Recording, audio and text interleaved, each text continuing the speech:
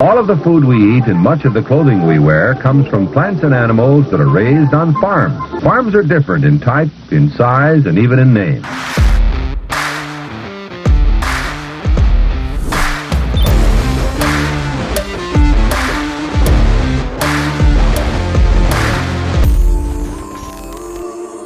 Welcome to Barn Talk. What happens at the barn stays in the barn, but not today. We're going to let it all out for you guys. Today is going to be another fantastic guest episode. Got a great guest coming to Southeast Iowa today to drop a lot of value on you guys, sharing a phenomenal story. But before we get into it, you guys know the drill. If you get any value from the show, share it out with the people that you know. The more that you guys do that, the more that this show grows, the more guests we can get on, the more episodes we can make. It's kind of the ticket to admission to watch or listen to the show. Another thing you can do to help us out here at Barn Talk is leave a review on Spotify or Apple. The more that you guys do that, the more it makes our show credible and the more guests we can get on the show. So we appreciate every single one of you guys that do that on Spotify or Apple. You can also follow us and subscribe to our YouTube channel, Barn Talk. We post all our episodes on there, video podcasts, and then we also have a bunch of clips on there as well that you can check out.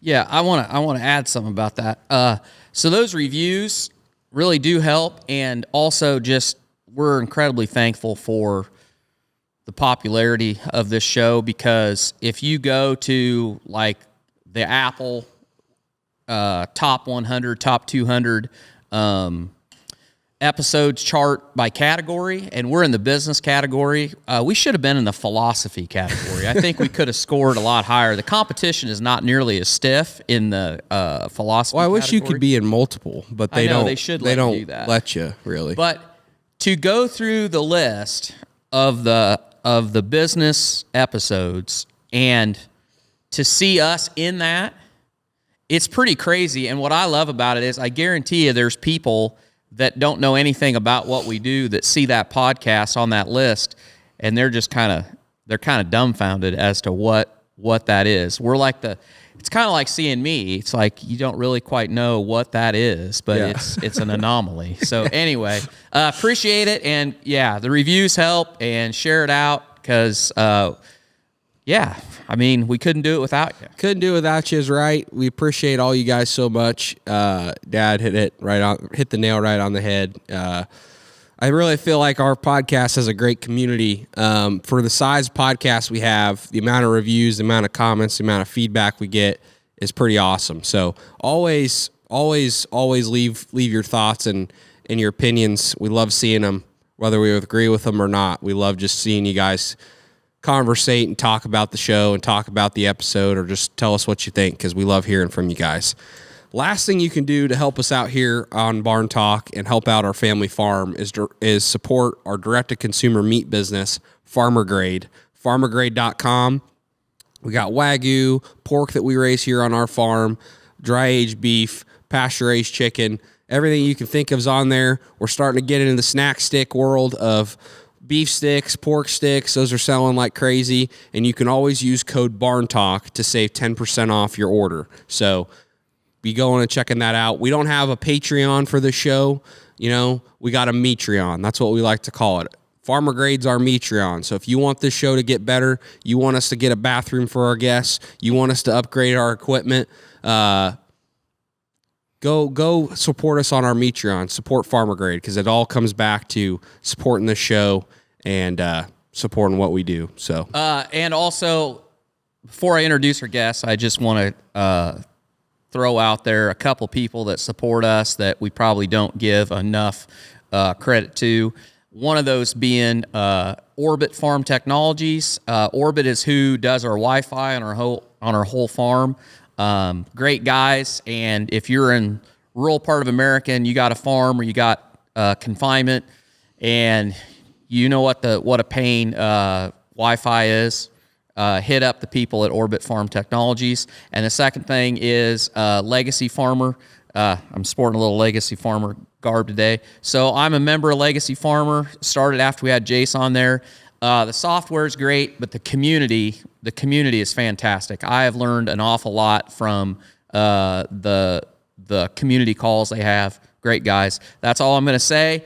Our guest today if you don't get anything out of this episode, you probably should feel pretty damn convicted when you're done today, because if you didn't feel like getting started today, or you felt like you're ready to take a nap already and it's only 10 o'clock in the morning, or you've been putting off starting what you know you need to do, our guest today is going to make you feel pretty small, because if you think that you can't do something or it's too hard to start something, this guy is probably going to change your perspective.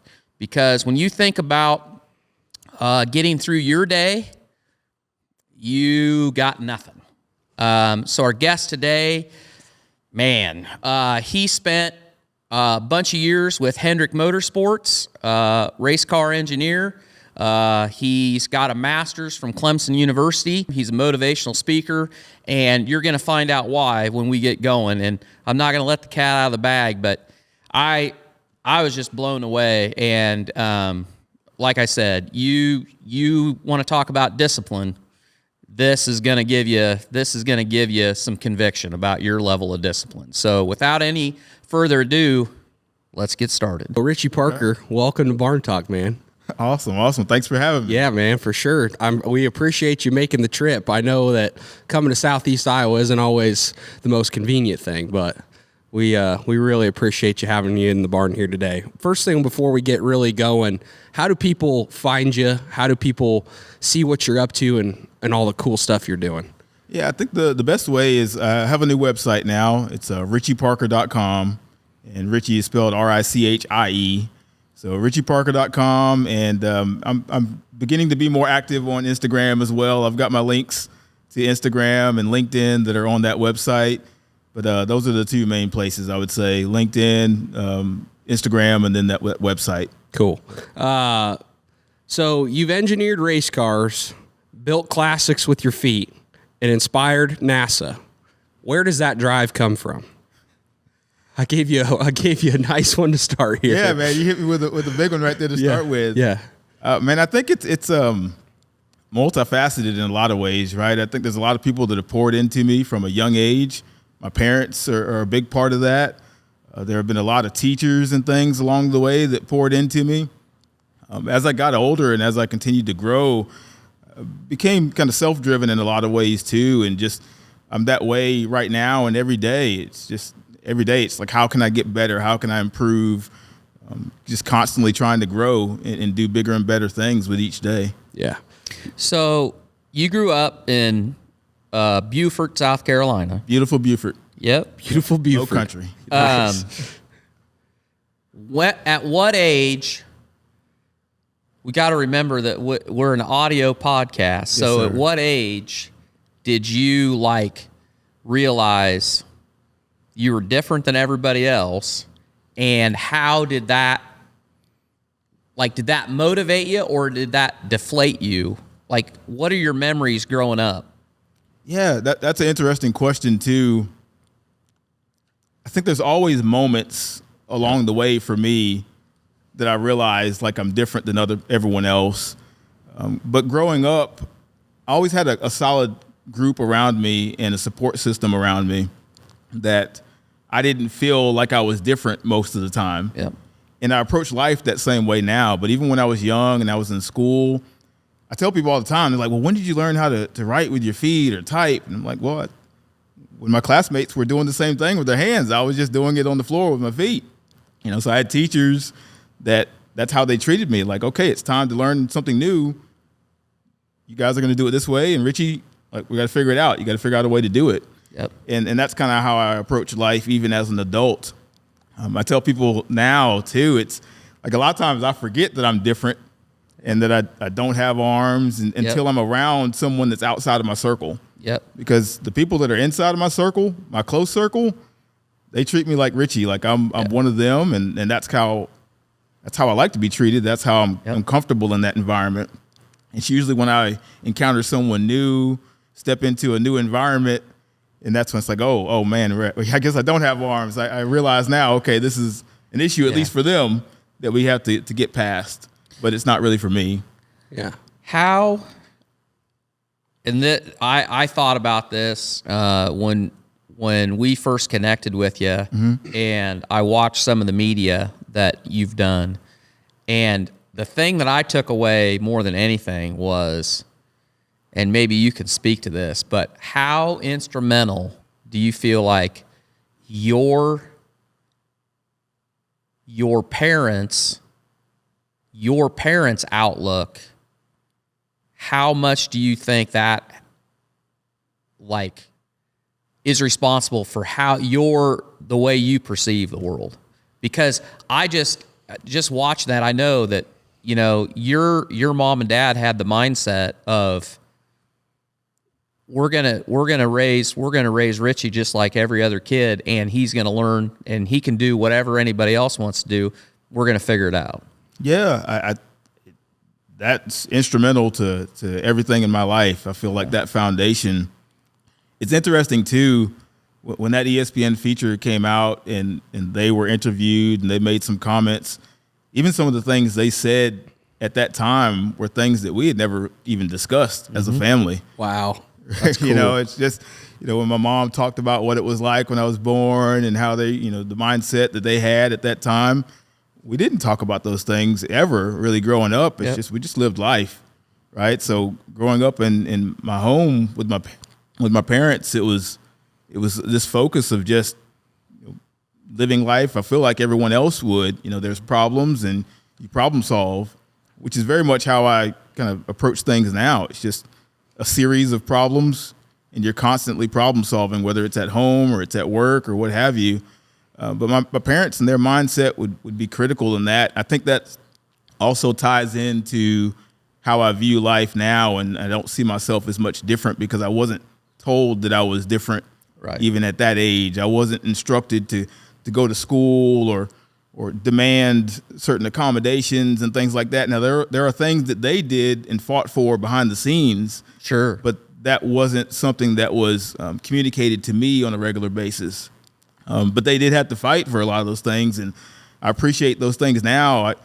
When I was young, I went to like a private school, it was a Montessori school, but it was an interesting school, right? Like you had the local janitors, their kids went there, but also the local doctors, their kids went to that same school. And so I went to that school all the way up until third grade. So at third grade is when my parents wanted to transition me into public school. And that was a huge fight for them, because at that time, the public school really didn't want me there. Yep. Right. You know, in the ways that they could communicate that. Yep. And basically it's like, okay, if you're going to come and you're going to be in public school, then we're going to put you in special ed, because in their minds, like, that's where I needed to be. And my parents were like, no, like if anything, he needs to be in honors courses. Yep. He needs to be challenged in that way. So they had to fight just to get me in the regular classes, so that then I could then transition into a lot of the honors courses and things of that nature. So very appreciative for their mindset at that age. And I appreciate it even more now as I get older, right? And you know, I'm 41 now. I got to the point where I was 30, and you start thinking about, you know, where my parents were at that same age, and some of the things they did and the decisions that they made. I'm just extremely appreciative of that. Just knowing even my mindset at this age, or at the age of 30, like it was huge for them to prioritize me in a lot of ways. Yeah. When I know that's not the case for every household. So all of the things that both you and your parents, like, you had to figure out how to do this, and the bike is a great example. So talk about that. Like, you wanted to ride a bike, but it wasn't as simple as just going to Montgomery Wards or wherever and getting a bike. So was your dad, like, how did that come about? Yeah. So even those things, this is how I view life, and the interesting part of even the journey I'm on now. It's fascinating to me that things like that are fascinating to other people. Yep. Yeah. Yep. Because, and I have to realize that, and have to think about some of those moments, because those are shareable things that could make an impact for other people. But at that time, for me, it's like, okay, I want to ride a bike. So the way I approached other things, and my dad and I had always approached things up to that point, like, okay, let's figure out how you're going to ride a bike, and we'll just make some accommodations, for that bike. And so went and found a bike that was close to the size that I needed, and and like we approach anything, it's like, okay, sit on it and let's mock up some things. Let's look at lean forward and kind of figure out where you need handlebars to be, and we just started modifying, right? And lean on people in the area that if we needed somebody to do some welding or some machine work, and build handlebars and kind of figure out as you go, right? And we get to the point where I could pedal the bike, I could steer the bike, but maybe couldn't brake the bike, right? So then it's like, okay, how are we going to navigate brakes? And I think initially the first bike I had was the kind that you pedal backwards and then it would brake, right? And then it got to the point where all my friends, they had bikes with speeds, right? And at that point, whoever had the highest number of speeds, like that was the cool factor, right? And you had to keep up too. Yeah. So like I need something with some speeds on this bike, right? I need some gears. Yeah. So then it was, okay, you need to have brakes somewhere that's different than pedaling backwards, and have it on the handlebars. So then it was modifying where that was located so that I can still safely reach it with my shoulder and do things like that. And a lot of it you just dive into, like a lot of things in life. It never was perfect. You get it to a point where it's kind of good enough, and you get out there and you try it and you make changes along the way. And I think about even now, maybe when I first started, I had a helmet. I see kids in the neighborhood that I'm in now, like everybody wears a helmet, and I think it's law in a lot of places you have to wear a helmet. I did not wear a helmet, even in that kind of that kind of setup that I had, right? It was just, you get on and you ride and you make the best of it. And I'm sure I fell a time or two, but I'm still here. I was going to ask, what's the worst what's the worst crash you ever had? Or do you not? You must have done pretty good if you don't have one that sticks out. Yeah, I mean, I think we all crashed at times. I was just going to say, every kid crashes their damn bike. Yeah, we were in a neighborhood that had, and we're in the low country, so you have like ditches in front of every house essentially. And so some of those ditches are not as deep as others. So that was a big thing for us in the neighborhood. Like we kind of drive in and out of or ride in and out of the ditch and try to make sure you can get out on the other side. So, I mean, there were times I went down, but I don't recall any major scars from those incidents. So, so I'm still here. Yep. When I was growing up, we had bikes in the country and we rode them, but pretty early on, as early as you could, all of us kids wanted to make the switch to a dirt bike. And my mother was probably the driver of this. She thought somehow in her mind that a three-wheeler, a Honda ATC, that looked safer to her. Little did she know that was probably more of a death trap than a dirt bike, than a motorcycle. But that's what I had starting out. And I started with a 110, and then I got a 185, and then I got a 250R. But I'll never forget riding with my friends, and 2 or 3 of my friends had little 100cc dirt bikes. And I was like, I want to ride Matt Litweiler. I'm like, let me try. I want to ride your bike. Well, on a three-wheeler, you had a foot brake, just like a motorcycle, and you also had a hand brake. Okay. And on a three-wheeler, it didn't matter if you grabbed both or you grabbed one, no different. Motorcycle, whole different deal. And I'll never forget the first time I drove that. We were coming down a gravel road, came up the stop, I grabbed the front brake, and that thing just went, bloop, and I went, do-do-do-do-do-do. And I remember laying there just like dumbfounded, like, before anything even hurt, I was like, well, now, that wasn't supposed to happen. And they're all looking at me like, are you an idiot? Like, what's wrong with you? And that was like, oh, yeah, this 2 wheels is different than 3. So it's all what I learned more from the mistake than anybody telling me, because they probably did tell me. I just didn't remember it. But yeah, anyway. those three-wheelers, those were pretty dangerous. There were probably some people missing limbs because of those things. Some people are probably not here because of those things. Yeah. So I'm 53, and one of the common things that friends of mine, those guys that I was good friends with, one of them in particular, he'll send me like they're becoming classic. Yeah. And 250R was the pinnacle of the three-wheeler. I mean, that was the deal. And he'll send me videos of people selling them, and then he'll send me the old commercials of them riding them. And when people that didn't grow up in that time look at them, they just look at them like, What were you that is thinking? an absolute death trap. How did they let you sell that? And, you know, now when I think about it, it's like, yeah, that was pretty dangerous. And the thing is, the 250R was actually probably the safest because if you rolled it, usually you had enough speed that it threw you free of it.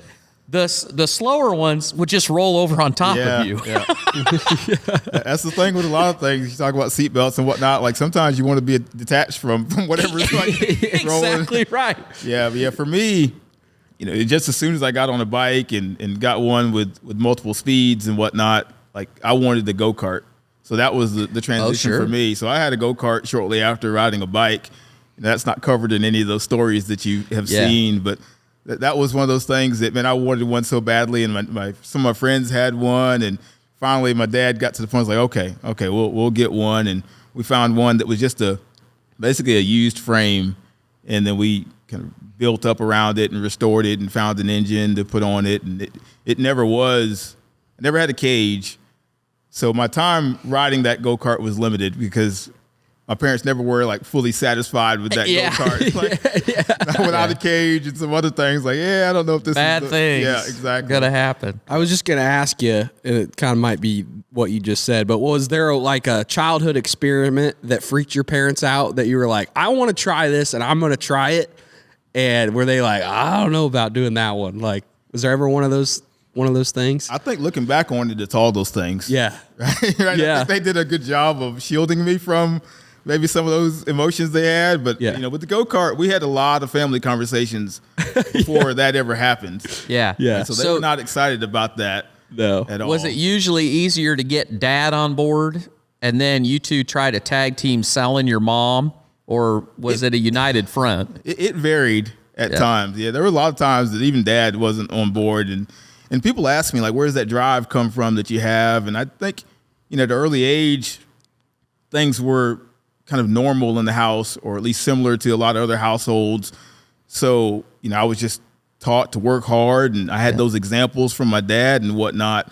But it got to a point pretty early on that I was probably pushing more than they were comfortable with at times.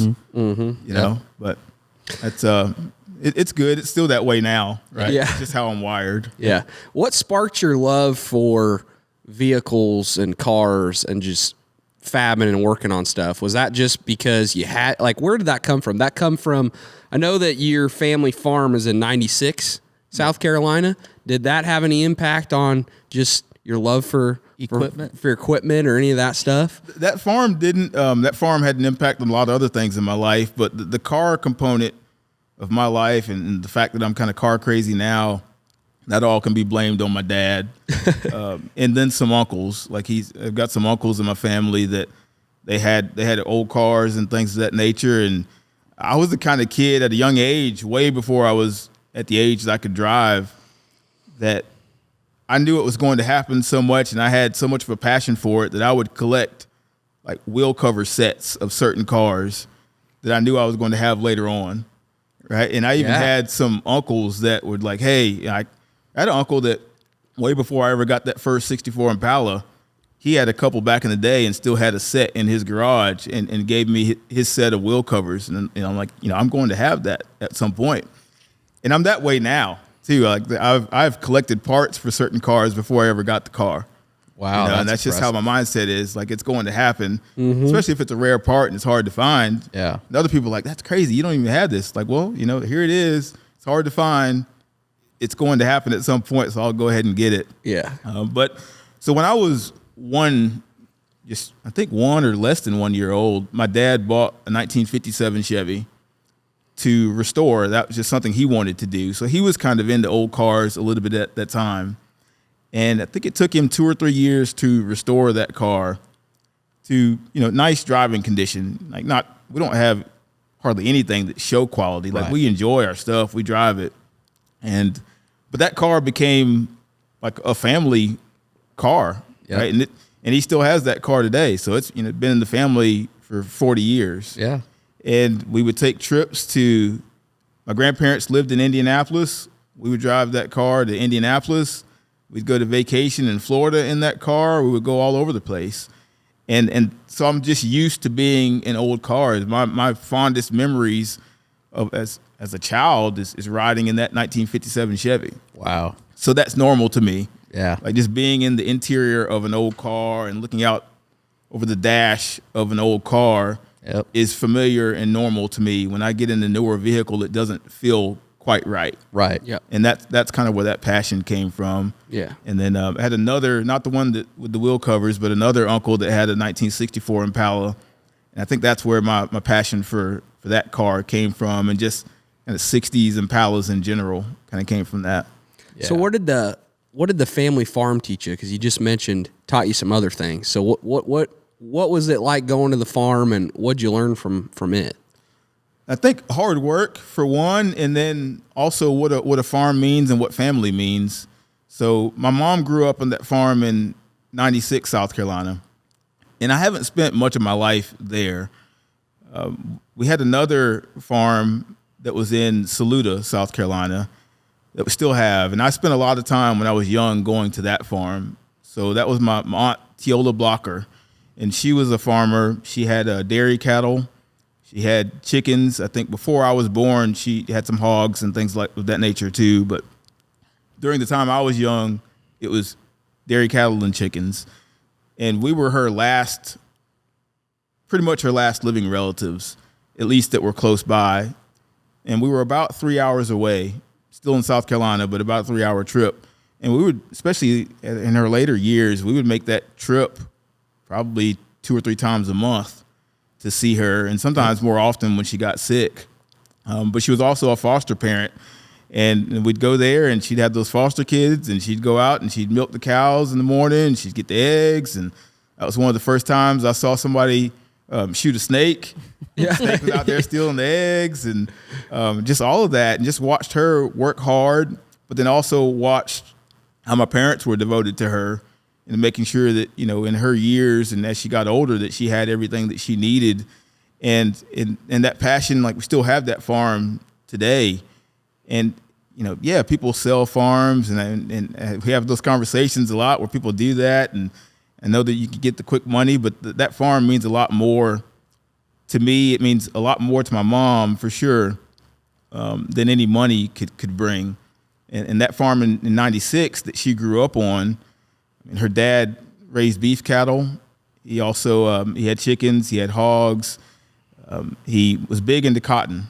So that was his biggest thing, was cotton, wheat, corn, a few things like that. And I think she mentioned he was even recognized in is it Progressive Farmer? Probably. He was he had an article that she has buried somewhere where he was recognized for just the amount of cotton he was able to yield from that farm during that time. So those are things that I'm proud of, even though he was gone before I was born.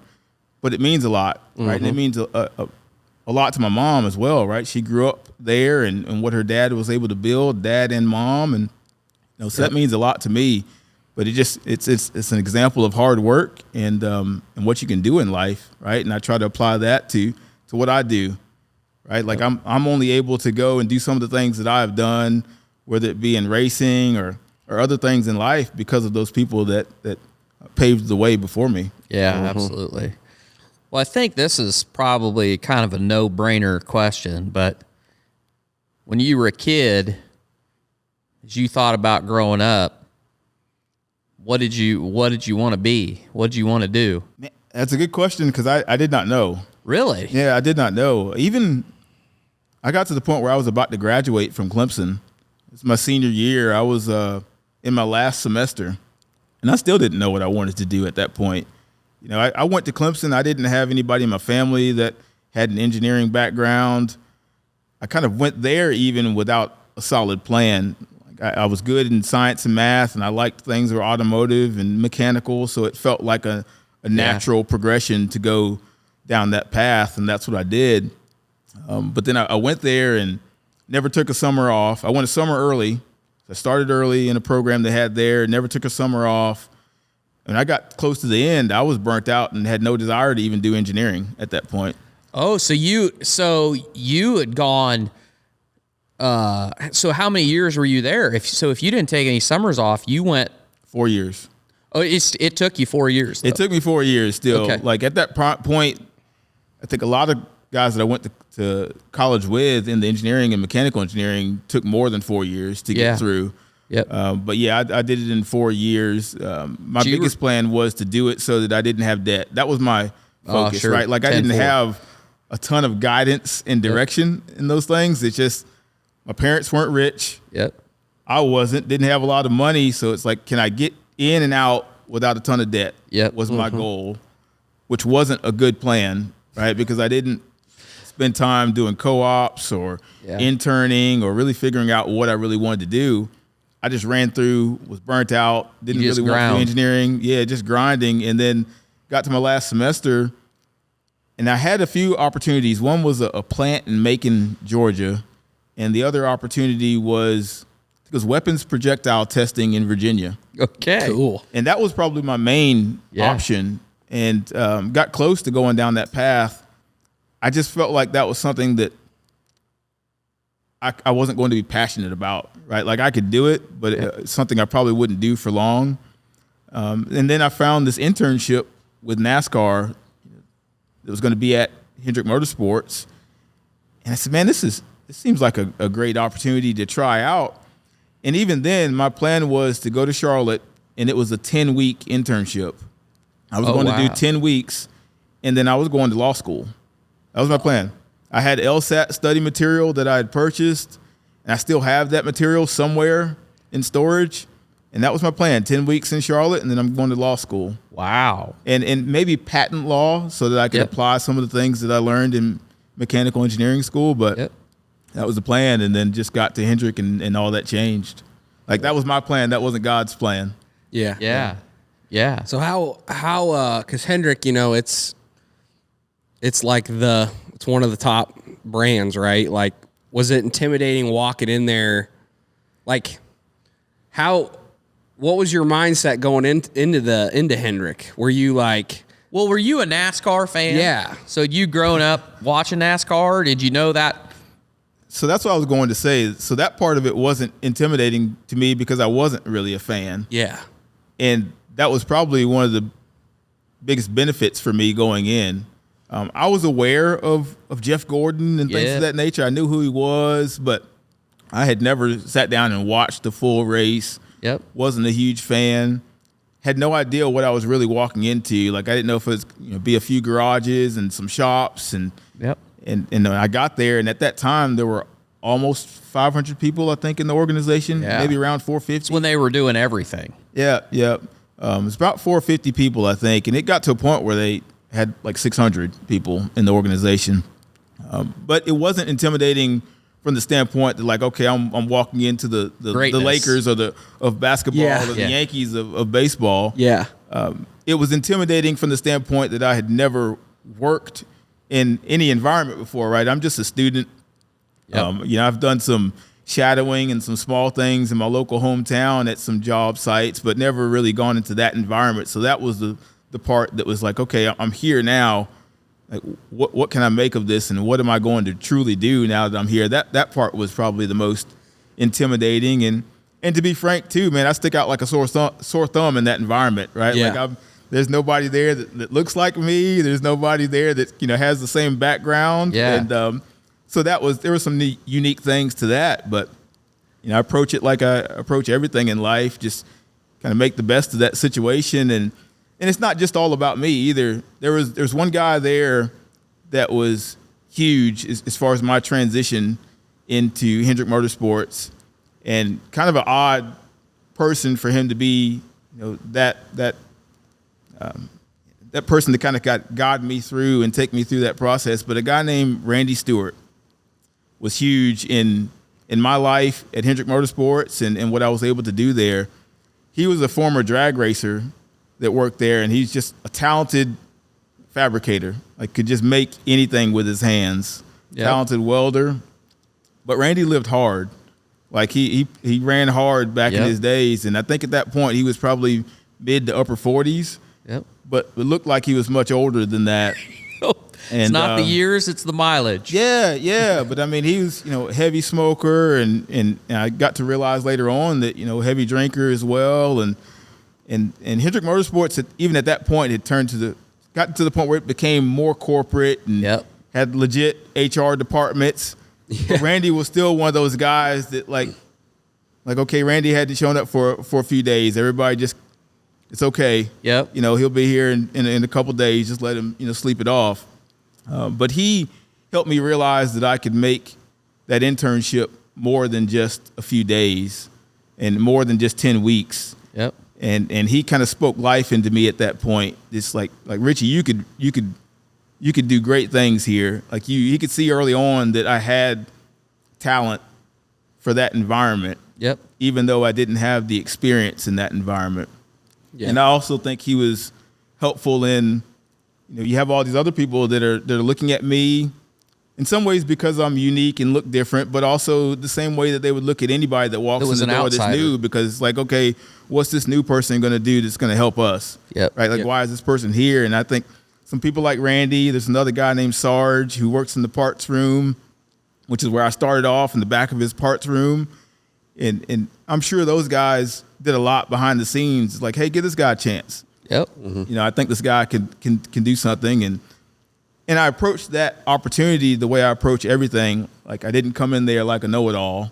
Yep. I tried to be a sponge from day one, and up until the last day that I was there working, right? Like, you can walk into any environment and act like you know it all, and you'll never grow. Right. So I think my personality had a lot to do with that, but also the people like Randy and some other people like Big Mark that I was around that kind of helped me to become part of the team to the point where I could truly contribute.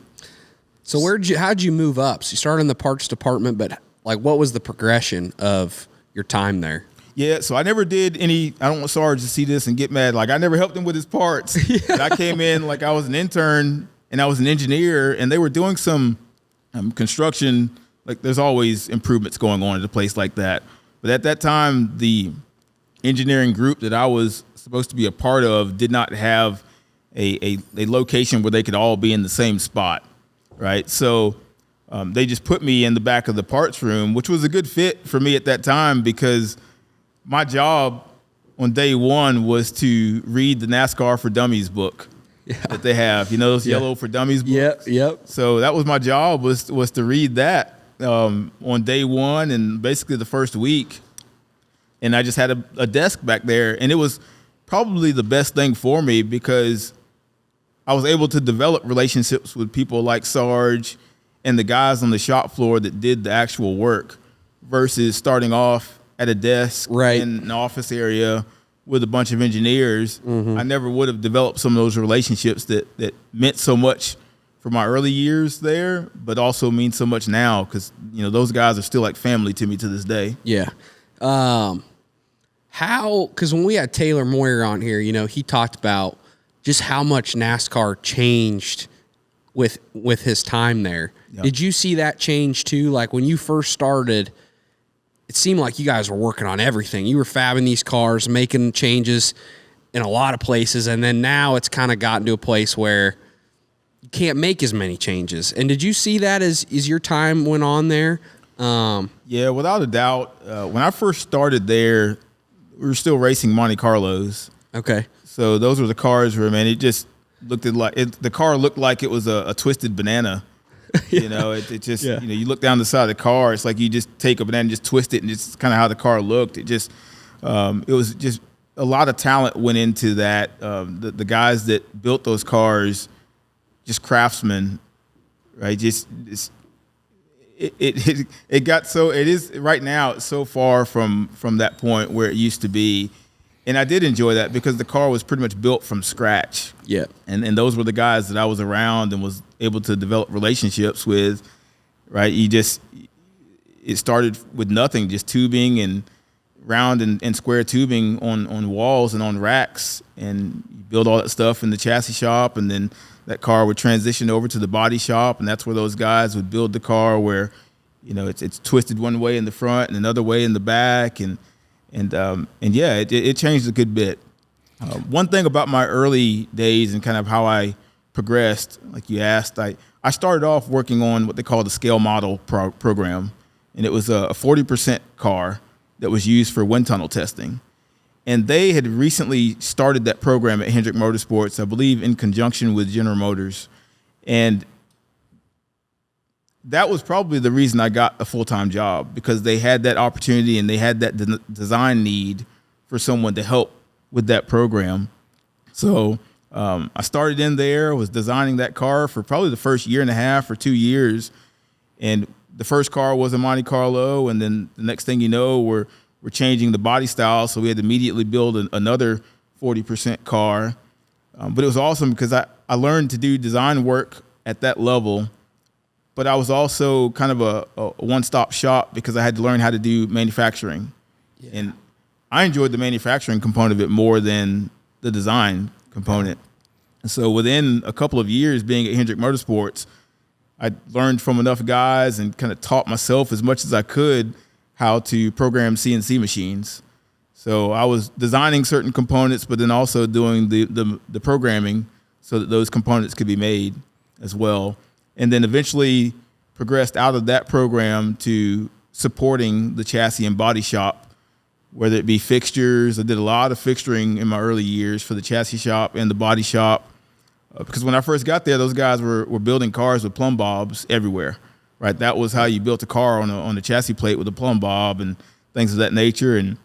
But NASCAR was changing, like the way they were inspecting the cars was changing, so we had to grow with that as well. And there were some growing pains, right? You've had guys that all their life built cars with plumb bobs, and now you're trying to introduce these ferro arms and romer arms into the equation. But we had to, because we had to pass inspection that NASCAR was doing.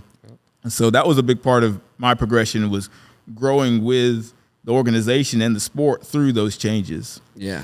You got in on the tail end when you said you were building 40% cars and doing wind tunnel testing.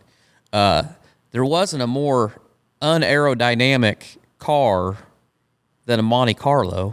You know what I mean? Like NASCAR came from running, the very beginning of NASCAR, basically running street cars that they modified, and then they got to the point where they were taking it looked like a street car, but it only looked in name only because it was a full tube chassis underneath. But it's just funny because when I was a kid, girl that I dated in high school, her brother had a Monte SS, and that was a cool car because that was kind of the height. So I graduated in 89, and that was right there where NASCAR was just, everybody loved NASCAR. And like people wanted to own a Monte SS because it looked like the same car they were racing on.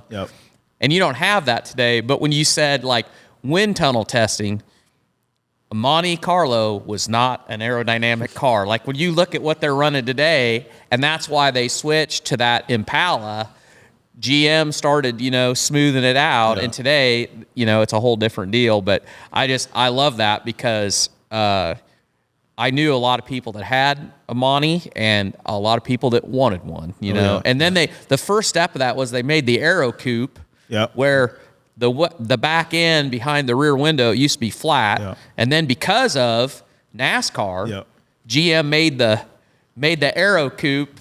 And they tried really hard to make, people like, oh, that's cool. It wasn't cool. That looked terrible on a Monte Carlo, but everybody's like, all right, we'll give it to them because it's NASCAR. But then it wasn't very long after that they transitioned. But yeah, and a lot of that stuff was before my time, but I remember even when I was my early days at Hendrick Motorsports, some of the GM engineers that were involved with the design of that Aero Coupe were around and part of the R&D that we were doing. So it was cool just to see that progression and hear some of those things from those guys. So as you kind of settled in there, like that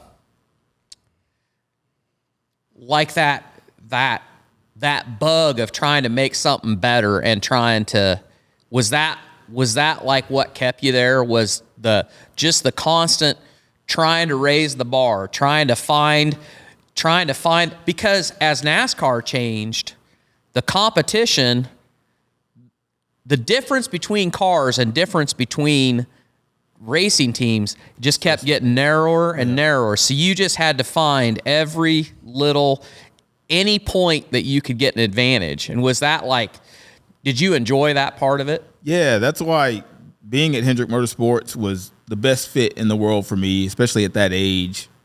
And I didn't know it, right? I wasn't trying to get there, but it was the best fit because you're always trying to find that edge. You're constantly having to live in the gray area because that's where you win races. Like if you're not working in that gray area, you're going to be in the back of the pack. But yeah, just being in an environment where you constantly have to improve, you constantly have to grow, and you can't get stagnant. We'd get points in our racing time that we would win 2 or 3 races in a row or dominate races over the course of 10 races, but it happens quickly, right? Some other competitor will find some advantage, and next thing you know, you're struggling to get top 10s. So even while you have success, you're constantly developing and doing R&D work to try to find new things that maybe even you don't implement at that time, but you implement those things later on. So it was, from that environment, it's awesome. But it takes a lot, too, because it's the kind of sport that it never stops. Right. On the average back then, I think it was 36 weekends a year. So it's basically 36 weeks out of the year that you're racing. And as soon as, even when the season's over, at that point, you're already starting to build chassis for the next year. Right? So it never really stops. And if you're building chassis and frames at that point for the next year, you need to have some development in that so that whatever you're going to bring out for the first few races of the year is new and better, right? Because your competition is going to do the same thing. So in the off season, you're gearing up. There really is no off season, right? It's, for the most part, it is for the drivers and they deserve it. But there is no real off season because you're grinding and getting ready to make sure that you start that season the same way or better than you did last season. And you guys would build chassis per track. You would run a different chassis at a different track. Does that be right? Yeah, or a different setup? Yeah, for the most part, we would typically have cars that the super speedway chassis would be similar, and then you'd have intermediate chassis and bodies, and then you'd have road course, or you'd have short track, and in those cases, you'd position weight in different places on the body and build different components slightly different, and the pivot points for the front clip or some geometry in the rear clip would be different from one track to the other, or at least one package to the other. And those would be the differences. You talked about getting that edge is what kept you there and just kept things interesting and kept the fire and passion going. But the winning had to have been nice too, right? Like the camaraderie of you guys. Did you win 9 NASCAR Cup championships while you were there? 7 with Jimmy Johnson, right? Yeah, so 7 with Jimmy Johnson that I was a part of, and those are the 7 that I really claim. The other 2, I was more involved on the government and military side of the business. Okay. But yeah, I was there for all of Jimmy Johnson's championships. So I got there the year before his first championship, and then we won 5 in a row. So during that, but even before he won his first championship, and right when I got there, I can remember the company was in a little bit of a slump. And I can remember in some of the team meetings that they had at that time, Mr. Hendrick was trying to get everybody kind of out of that slump and get back to the winning pedigree of the organization. But the organization had gone through a lot at that point because I got there a year after the plane crash. Oh, yeah. That Hendrick Motorsports went through. Because one of my earliest memories was all of the employees getting together in one of the large parking lots that we have to remember the fallen teammates from that accident, right? So the company and the organization and the team had gone through a lot. Yeah. And then they weren't really winning at the level that they were used to. And then in 2006, things really picked up and Jimmy won his first championship and 5 in a row and then 7 total. And I got to the point right at the after that 7th championship.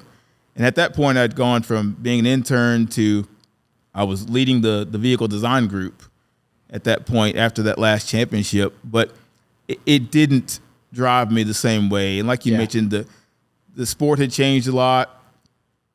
people come and go, right? Some of those Yep. people I mentioned, like Randy Stewart, that meant a lot to me, and some other people from my early days, like those people had already passed away at that point, right? Like things had changed a lot, and I wasn't driven as much about the racing and the winning as I used to be. Yep. And for me, like if I'm not and I'm in that kind of environment, then it's time to make a change. Yep. Right? Yep. And I also believe in that kind of competitive environment. If you don't have that passion and drive, then you shouldn't be there. Yep. Right? Because it's not fair to everyone else. But So is that kind of what pushed your decision that you decided it was time to move on? it was time to do something. Yeah, that was a big part of it. I remember giving my notice. It was after a race win. And I was watching that win. I was at home watching the win, and I think we won the race. And it might have been a race that Jimmy won. But there was another car during that same race that had a failure. Like one of our cars had an issue. And part of my responsibility was like, man, you got to dive into that issue and the problem reports and investigating that. And there's always a lot of politics that goes into that too, right? Because it's a tough deal. If a part fails on the track, it's like, what is it? Is it if we outsource that part? Is it on a supplier? Is it something that we designed that failed? Or is it how it was assembled on the car? And you can imagine with anything like that, like you're having to go around to these different departments and everybody's protecting themselves, right? Yeah. So it's a challenging deal to have to go through that each time. And I just remember watching that race, and it's like, man, I don't even enjoy the fact that we won this race. All I can think about is on Monday morning, The problems. I've got to deal with these problems with this other car. And at that point, I was 12 years into it. And my last 2 years there, while I was also leading the vehicle design group, I was pursuing my MBA. Okay. So while I was trying to deal with all those things at the work level, I was going back to school and getting the MBA, which was a whole nother level of responsibility and grind. And I was close to the end of that process too. And I'm like, you know what? I'm going to transition and do something a little bit different. It's time to take a little bit of a break from this and find something that maybe I'm more passionate about. So you didn't know what you were going to do when you decided to leave Hendrick.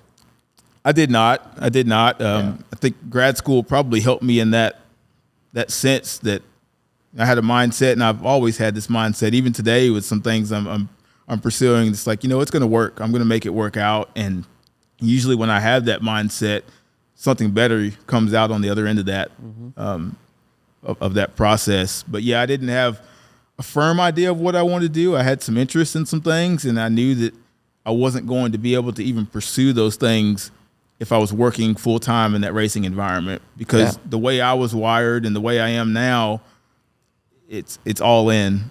Yep.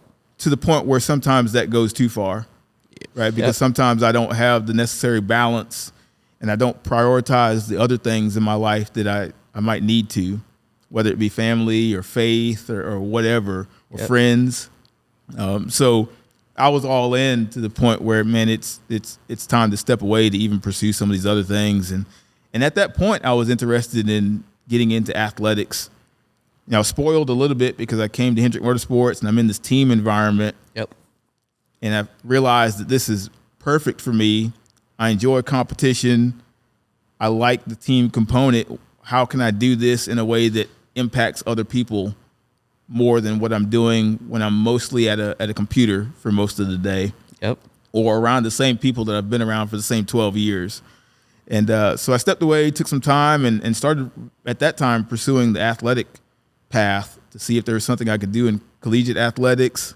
And I realized quickly too that it was going to be hard to get those doors to open up, right? And sometimes it's just timing when you pursue those things, right? Sometimes those doors open up, and those are also the moments for me in my life when it hits me and I realize, okay, I am different. I don't have arms, and other people struggle with that. Yep. Right. And that was one of those times where I knew all that I had accomplished on paper. If I pulled out my resume and I had, at that time, over 500 people that I had worked with that knew what I could bring to an organization, my work ethic and talent and that kind of environment that could speak for that. But I'm now going out into the world that people that don't know anything about me, and they're like, can you write? Like, Yeah. can you, like, how do you, Yep. how are you going to get here? Like, you can't drive.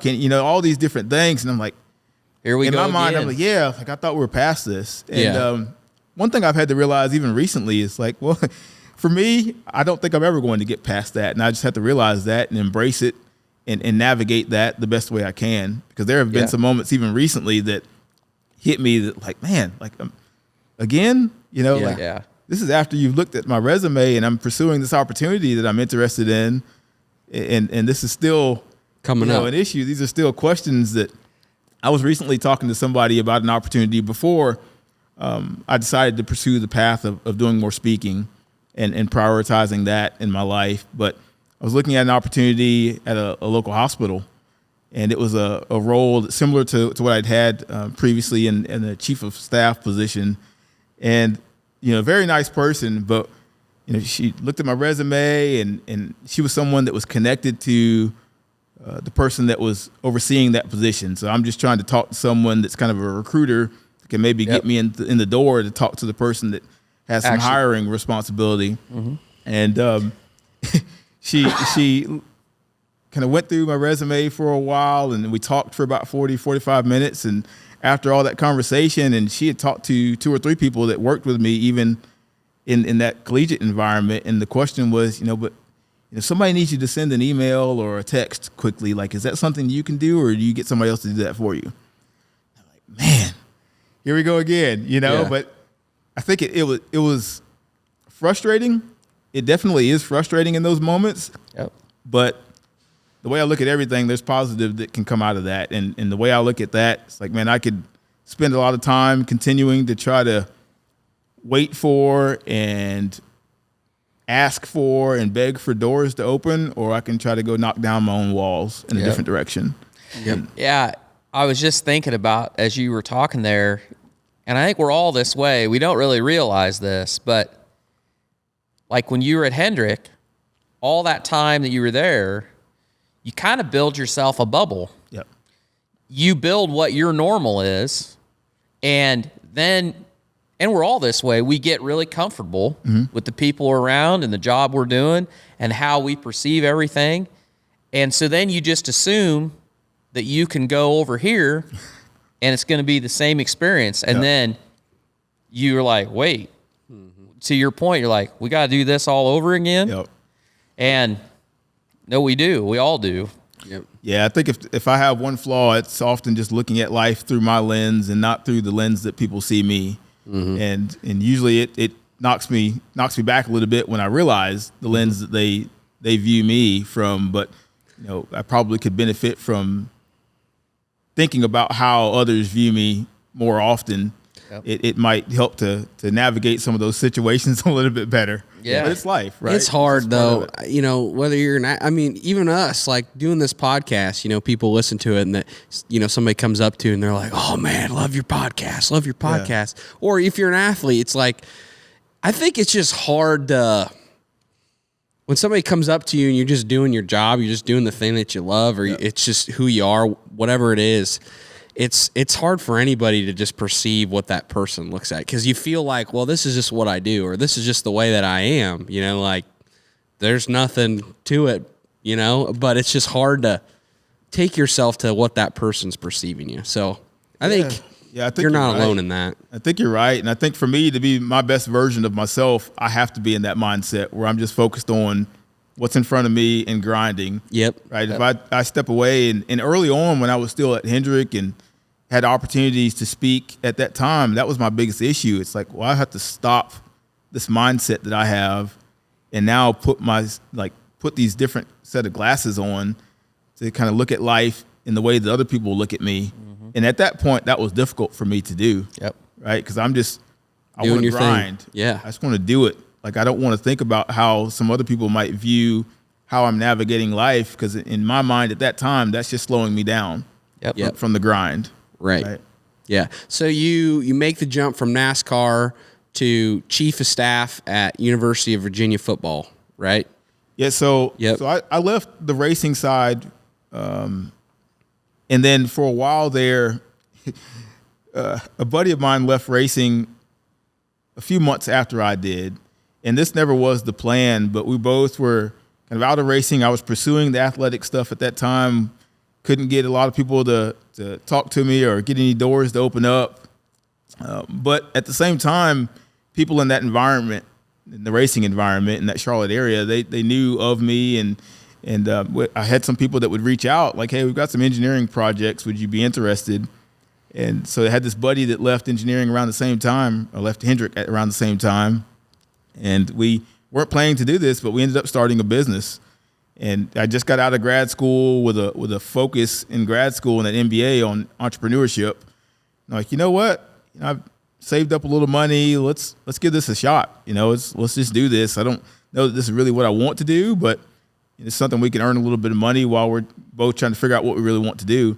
So that's what we started doing. And for about a year and a half, we did various projects for different people. But a couple of the projects that we did ended up being for Hendrick Motorsports. So outside of the racing component, Hendrick was starting to dabble in some of the military work at that time. And there was a project that they were trying to give new life to. It's something that had some life in the past that they did for some special forces groups and kind of died away. And then there was some interest again, and we started working on that. And it started to develop and get more interest to the point that at the end of 2018, they made me an offer to come back and just lead that part. And in my mind, I'm like, okay, this is different. It's away from the racing side. It's a much smaller group, and I'll be able to kind of help guide just this. Yep. And so I went back and did that for 3 years until I finally got the opportunity to work on a collegiate football team. So I had a connection through Virginia. They had a head coach change, and a friend there that got the opportunity to be the head coach, and that's how I made that transition. We talked for a while and said, hey, I really would at some point like to help a football program and be able to make an impact with young people, but also be in a competitive environment. And it was a great fit in a lot of ways early on for me to step into that role. So I started doing that in 2022. Okay. So did that for about 2.5 years. But it's like a lot of things, you get into it and some things changed, and just think long-term, for the long-term vision that I had for myself and some of the core values that are important to me, that alignment wasn't there long-term. And that's where I got to the point recently where it's like, man, it is time to pivot and maybe take this opportunity more seriously of making an impact on more than just the organization that I'm linked to in that moment, and maybe go out and do things on a larger scale and have more of an impact and let God use me in that way. Okay, well, I got to ask about this. Mm-hmm. So growing up as a kid, were you Clemson fans? So my dad's brother, so my uncle, he went to school at Clemson. Okay. And he was a guy that went there. There's a guy named Harvey Gant that went to Clemson, was the first African-American to attend Clemson University. And my uncle was there during the time he was there. So He was the first guy. My uncle was there maybe around the time that guy was about to graduate. Okay. So, I heard so much about Clemson when I was growing up from him. And he had some challenges during that time, being that first wave of African-Americans to go to school there. But he was so passionate about Clemson. Yep. Yeah. Like, regardless of the challenges, that was his school. Yep. And I grew up as a fan of Clemson because of that, because of him. Because my dad went to a smaller school in Greenwood, South Carolina. Yep. A school called Lander University. This growing up, I was passionate about Clemson, was a big fan of anything Clemson. When I was in high school and I applied to 5 schools total, I got scholarships from every school except for Clemson. But I got accepted into Clemson. So I got there. Yeah, and I had enough independent scholarships and some other things that my plan was I'd use up those other scholarships as much as possible, and then take out loans and things of that nature to kind of get through the tail end of my time there at Clemson. But I wanted to go to Clemson University. And then you went back, you got your MBA there. Yeah, I went back 10 years later and got my MBA while I was still working in Charlotte. Yeah. So that was full-time working, and it was a lot of nights classes, and then we would have weekend residencies where we would all join up in Greenville, South Carolina for the business campus and spend basically Friday through Sunday in class. Yeah. And then I'd drive back to Charlotte and, Go start grind running again on Monday. Yep. So my question is, when you accepted that job at Virginia, did you feel a little bit like you were meeting somebody at the Motel 6? Like you were like, oh boy, I don't know. This is Yes, like some of those things, early on felt a little bit weird once I finally got to Virginia. yeah. One good thing for me, like even being at Hendrick Motorsports, not being a fan early on, I've realized the value of a team and the dynamics of a team. Like Hendrick Motorsports to me means something completely different to people that have never worked there. Yeah. Right. They see it like Yankees or the Lakers, and to me, it's the people that I mentioned. Like it's the Sarge, it's Big Mark, it's all those people. It's Randy Stewart. Like it's the people that make up the organization, and so realizing that and being in that environment that whole time, it didn't matter to me where I got an opportunity to get into college athletics because I knew it was going to be about the people. Yep. And my goal, I did not want to really get into Clemson and start there because You had because you were a fan. Yeah, because right. I'd go in like a fan, and that's not the right way to approach it. Because as soon as you get in there, like it's real work, and you get to Virginia, and you're dealing with like real challenges that people are having, especially in that dynamic. You got 125 or 130 young men in the program, and maybe 50 staff members, and everyone's got something going on, right? Every single day, somebody has something going on. You go in there like a fan, you're not prepared to deal with that. Right. You're not prepared to go in there with the necessary empathy that's required to deal with every situation. So I think it's tough to go into any environment if you're a fan of it, because the reality is going to hit you in the face. That's some good self-awareness there, for sure. So what was your role as chief of staff? What were you doing? What were your main things that you were kind of focusing on there? Yeah, my role as chief of staff was to do whatever it took to get the job done. And a lot of times to make sure things were taken care of before it got to the head coach level. Gotcha. One of my big responsibilities as chief of staff was to manage the budget for the program. So the finances for the program, I had oversight of all of that. So expenses that went through the program, but then also I was the liaison to student financial services for all of our guys as they get stipends. That whole process is in the process of changing right now. Yeah. That was a lot too, right? So you got stipends that go out every month, and we had 85 guys on scholarship, and you have other guys that aren't on scholarship that receive different aid, need-based aid and things of that nature at times. So just helping and supporting all those guys through that, but then also helping and supporting staff. So staff transitions in and out of the program and things that they have going on, and making sure they're aware of certain things from an HR standpoint within the university. Also helping with transitions. So a lot of it was just logistics within a program or that you'd have within any organization. So it also would assist with guys that are coming in and transferring in and out of the program, with finding housing in the local area. It was a lot of whatever it took. But I tell people, in a role like that, like in one moment you're dealing with a multi-million-dollar budget that you have to oversee. You're having meetings with the business office on those topics, and the next moment you're dealing with trash that hasn't been taken out, or toilets they're stopped up. Those things have to be addressed ASAP. And and football is every day of the week. Like there's no real weekend either, right? So if those things happen on Saturday or Sunday, and the facilities crew is out, like there were times I can remember I had to go down with a screwdriver and work on one of the toilets just to get it to stop running, right, during a weekend, because facilities wasn't there and wasn't able to respond. So it's whatever it took. It's like, man, if we got mice running through this building because we've got all this construction going on, all of a sudden we have some mice running through, like I need to make sure that gets handled. That means I need to go to Lowe's and I need to get some traps and that's what we did. And we caught mice for a couple of weeks until we got that under control. So really a whole different set of skills. Like dealing with a whole different, you had to like, a whole different deal than working in CAD and working with CNC and building parts. But at the end of the day, you had done that at Hendrick long enough that you knew a big part of your business was actually people. Yeah. And every business is that way. At the end of the day, to be successful in anything, your skill might be engineering or CAD or HR or whatever, but it's people.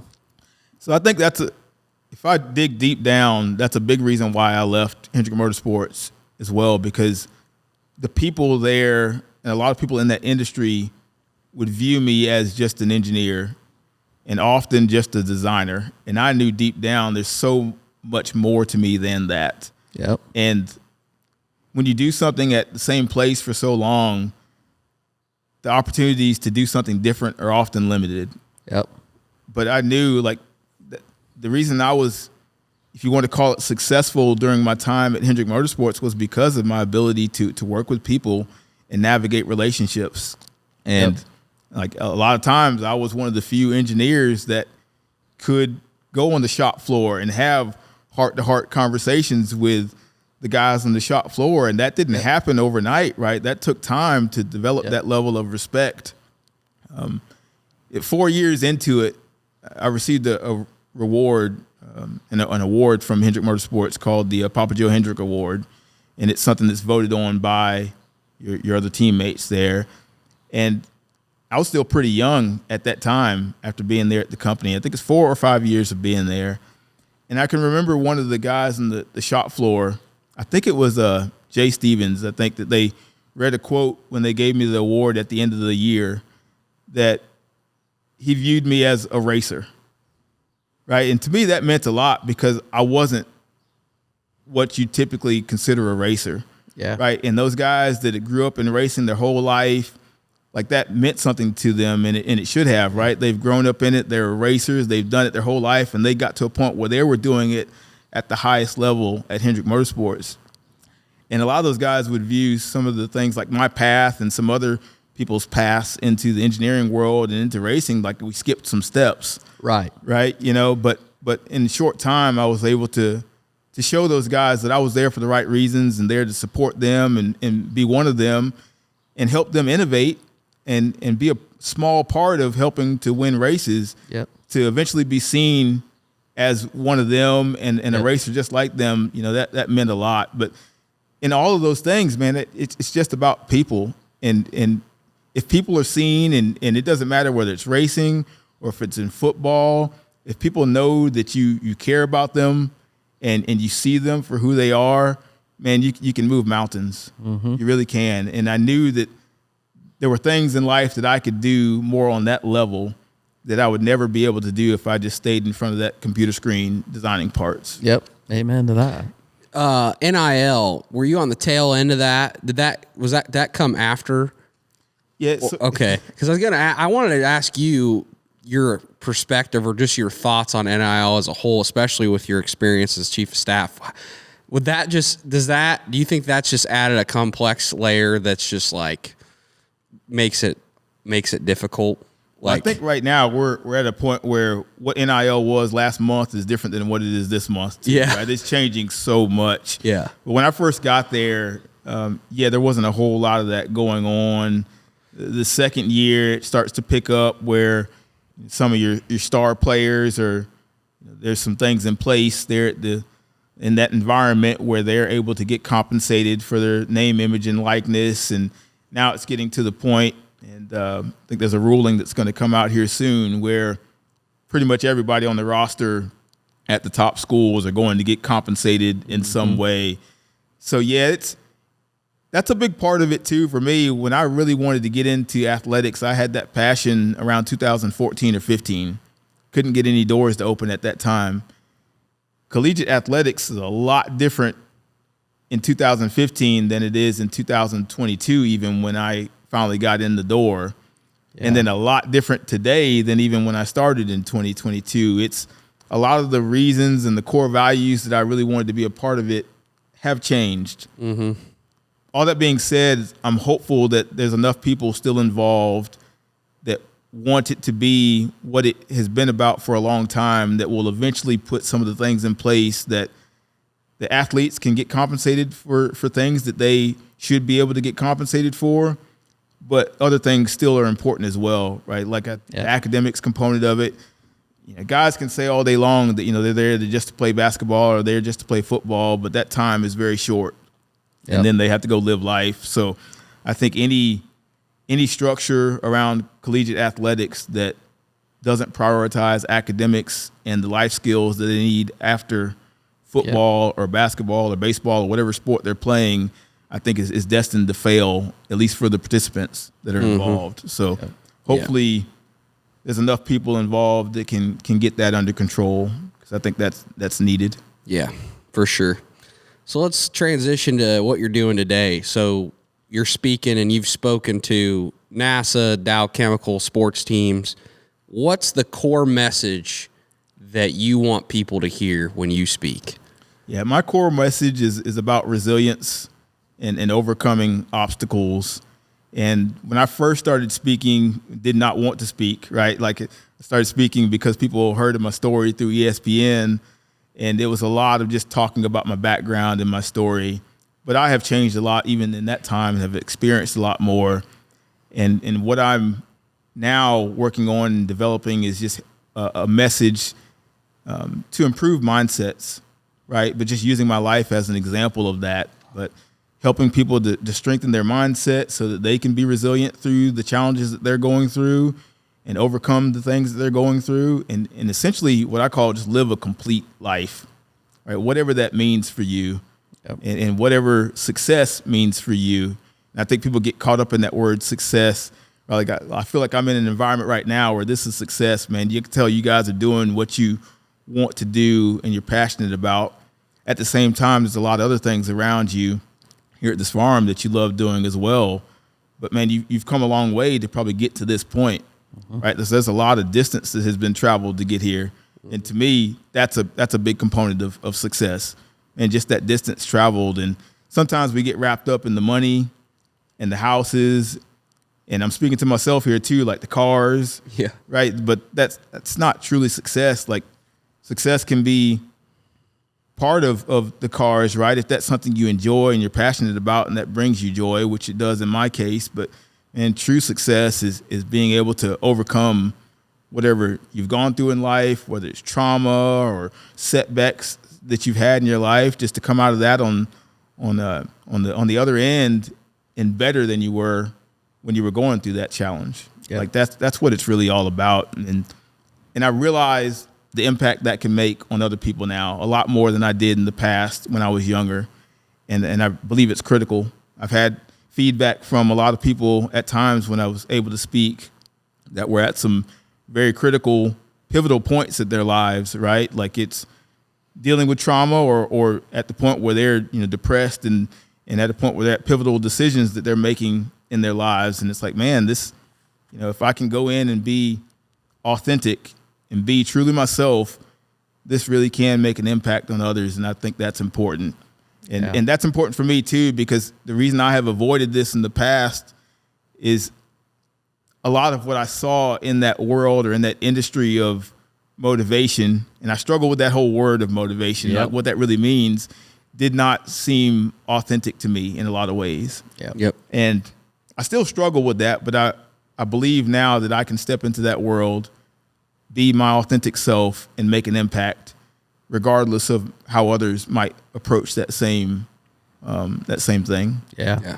Yeah. Success is it's different for everybody, and it changes as your age. Yep. And success to Sawyer is whatever, trying to build all the business he is. And at 53, success to me is being able to take a nice nap anytime I want to. Like I feel like, oh man, I have arrived. I'm going to go in and I'm going to take a nap. He likes to downplay like how much he likes being in the boardroom or like making decisions. Like he always like, oh, if I can just have a mower with a swivel koozie on it, I'll just be satisfied.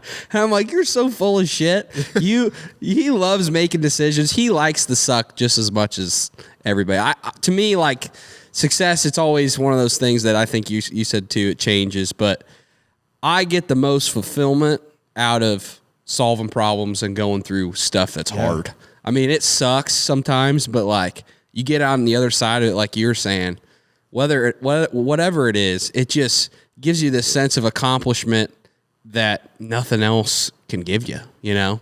And that's something that I try to, but like you said, sometimes it's hard to balance things.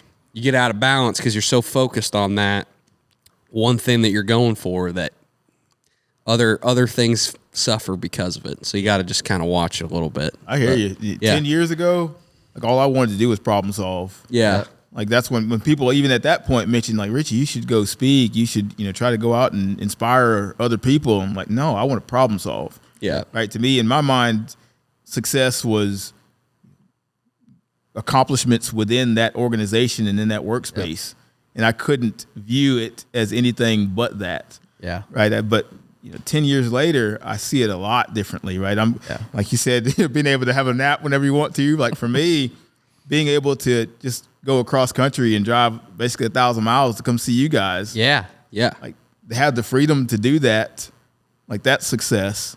The next few years as I, make more progress, like being able to just have free time and say, hey, I want to go spend a couple weeks just with my dad down there in his shop and piddle around with him. Like while my parents are still healthy enough, like that's success to me. Yep. And that's what I'm trying to get to that point where, that's the priority.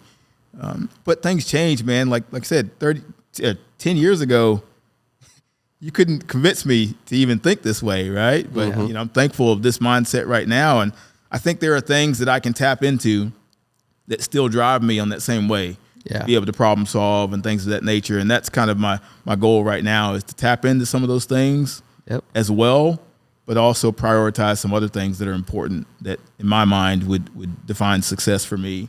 And a big part of it I realize now is, and when I'm able to make an impact, and even when I was working in football, it doesn't matter if it was the players that you're making an impact with, the student athletes or student managers that were working for us, just volunteering, or if it's staff, making an impact in the lives of those people, like that success to me means more than the race wins did.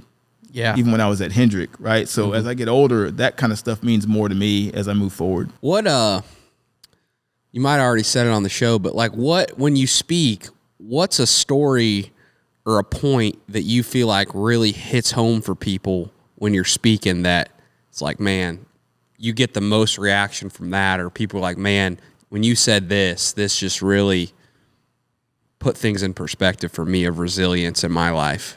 Yeah, I've been thinking about a few stories here recently, and I think a lot of times when I do talk about the early days of being at Hendrick and navigating some of those scenarios and then diving into the bike in the early days, but then also learning to drive a car and the process of even getting that car and how all that kind of was a part of my story, and just tying all those things together. Because for me, it's not, I never lived a life where there was one incident, right? Like there's some people that speak on certain topics where they had like one traumatic incident that happened in their lives. Yep. And for me, the theme is what I deal with is every single day, and it's constant. Yep. And oftentimes the biggest challenge that I have in life is the perception of other people. Yep. Right? Being people just looking at me and underestimating me, and having to navigate that on a regular basis, but navigating that with empathy that allows people to see that, okay, yes, I'm capable of doing these things, but also maybe allowing them to see that they're capable of doing more than they realize, and there's other people in their lives that are capable of doing more than they realize. So just that going in with that kind of message, because that's one thing I struggle with the whole motivation concept, because if you There's some speakers or people or entertainers, right? They get people all psyched up and they're all energized and everybody in the room is bouncing off the walls, and then tomorrow happens. We call that toxic positivity, and I believe that there are people who, like, how did we explain that? Like, they're addicted. People go to all these events. Yep. They go to every event. They read every book. Yep. Listen to everything that they can listen to, but they don't do shit about it in their life. And it's like almost like it's like self-growth masturbation. Like, you just are like all in on that all the time. That's what you dive into, but you don't change anything about it, about your life, And that's where I'm at. Like, it's got to be actionable steps. Yeah. Like, if you really want to make changes, and there's even a story that I sometimes talk about. So back in 2012, the end of 2012, Christmas 2012, I stepped on the scale at 167 pounds, and pretty sure I was at 170 at one point. I have to stand on my tippy toes to be 5 feet tall. That's way too much for me to be carrying around, right? But even for me at that point, at Christmas, I didn't realize I'd gained that much weight. And I'm like, man, this is a problem. Like, I've got to make some changes. And so for me, it's actionable steps. And I've got some issues from birth that are beyond being born without arms. Man, I've hip dysplasia in both hips. That's constant pain, right? But at that point, 10 years ago, or 2012, 13, I could do a little bit more than even I could now, really. But so I started just walking a little bit. Like, I got to make some changes. I'm going to start walking. It could be just around my house at first. Then get to the point where I'm walking a quarter mile, and then a half mile, and then got to the point where I could walk a mile. And I think even when that ESPN video was shot, I was probably around 145 pounds at that point. So I'd lost almost 20 pounds or so, which was big for me, but I was on a big path still. So by the end of that year, the end of 2013, I lost a total of 50 pounds. I got to the point where I was regularly under 120. Yeah. And for me, that was a time, like, I've always been a hard worker. I've always knew, like, what it meant to work hard, but I did not know discipline really until I did that and went down that path. Did not know what discipline truly meant and consistency meant. And I got to the point where, man, I couldn't run around my house, and then I was running 5Ks. Now, I look back on that, and I probably shouldn't have, because even I had doctors at that point said, with your hips, this is not helpful, the impact of that. But I was stubborn at that time too, right? Once I started making progress, it's like, it's addicting. I'm whatever comes, I'll deal with it. Mm-hmm. I'm going after this. I'm going to get to the point where I can run 5Ks. So I did that and made huge progress. So for me, even that, like, knowing that it takes that grind. Like, it doesn't matter what happens that day. Even at Hendrick, when I was working there, how long the day was, I'm going to carve out 30 minutes to go to this park that I spent most of my time in, and I'm going to run my 1 or 2 miles or whatever it takes, because that's a part of my routine. Yep. Right. And just helping other people to understand that and use myself as an example, a small example, but that they can also then evaluate their own lives to say, you know what? There's some things that I can make changes in my life as well. Right. And I went to grad school, then got away from that routine and that discipline, and gained some weight back, and then started working on something different at Hendrick, and then went to football.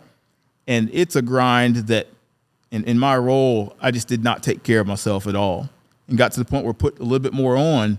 But since even December, I'm down about 10 pounds. Yeah. And my goal is to do another 5 to 10 over the course of the next spring and summer. So, but to me too, as I get older, that discipline is carried over to not just the physical exercise, but what I'm eating. Mm-hmm. I cook a lot more of my own food now, and regularly I'm air frying vegetables that I'm seasoning the way I want to season. Man, 10 years ago, I'd have never done those things. Yeah. Right? Like, I'm going to take out, and I'm going to grab some food, and I'm going to go home and eat it. And whatever they put in that food and whatever processed stuff is in there, I'm just going to eat it. So I've made a lot of changes from that standpoint. I still every now and then I'll go to a Chick-fil-A or something like that, but those times and days are limited now. So just the discipline, it has helped me a lot of ways too, because there's growth in that discipline, right? Just you learn so much about yourself, about what you're capable of that you didn't even realize you were capable of. Yep. I think that is, like, I think that trumps everything else. Yep. Like you can have great ideas. You can be very intelligent. You can be super ambitious. You can be all the things. Mm-hmm. But if you don't have discipline, you can't get there, because discipline is what gets you. It gets you to the top of the mountain, and consistency. Yeah. Because ambition will win you the day. That'll win you the day. But can you win a little bit every day? Yeah. And when you lose a day, discipline is what keeps you going. Yeah. And I mean, everything that we do, the difference between success and failure is just whether you can just keep, and I probably use this analogy all the time, it's that pound the stone, because the consistency, you may not see that result. You may not see that result for months, but you're never going to know if you quit. Yep. It's That stone's going to break at some point. Just got to keep pounding it. Yeah. It's discipline, just acting on what you know you need to do despite how you feel. That's like, if you can do that, man, that's what the greats do. That's what anybody that's great, it's in anything that they're doing. If they can do that and show up and do the work when they don't feel like it. Yeah, I mean, anything worth having in life, you're going to get it based on pushing through on those days that suck. Yep. Right? Like the good days, it's easy for anybody to show up on those days. But the days that suck, the days that you don't want to do it, like when you're able to push through on those days, that's when you get to the point where things become successful. Yeah. I think that's a big part of my message too. And there's a Coach Lawson, I believe down at Duke, that says like you just learn to do hard better. Mm-hmm. I think those are the people that excel at life, because it doesn't get easier. Mm-hmm. Right? Like I said, for me, the challenges are every day. Right? It's not like there's one incident that happened 10 years ago that I overcame and I'm telling you about, and everything's great now, or I was able to embrace it now. Like I have to embrace it every single day. Right? So you just learn you develop a mindset to do these hard things better, these things that suck. Like life is beautiful. I believe it's awesome. And I smile a lot because I enjoy life, man. I try to get joy out of life, but there are times that suck. Like you can't sugarcoat it. Right. Mm-hmm. Right. But like working through and navigating those times that suck, like that's how you excel. 100%. Well, we'd regret if we didn't talk a little bit about cars. So, your Impala, what the first car you got and made it your own. Tell us about that story of making that car your baby and kind of driving your first car and all that. So that's an interesting story, even how that car came about. So I liked 64 Impalas for a long time. Growing up, my home church was close to that area of 96. It's a little town called it's called Mount Carmel, but it's right outside of McCormick, South Carolina.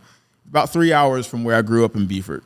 We would make that trip typically every second and fourth Sunday of the month. So about twice a month, we're in a car going 3 hours one way to church, back to where my parents kind of grew up and where we still have family in that church. One day when we were going to church, maybe about halfway on that trip, we passed by a house. It was like a mobile home, I believe, a couple mobile homes on the side of the road, normal place that we see all the time. And there was a 64 Impala sitting out there. We'd never seen it before. It's not typically there. So I think I begged my dad, like, let's just stop real quick. And we're heading to church. We don't have much time. I think he willingly pulled over quickly. We stopped by.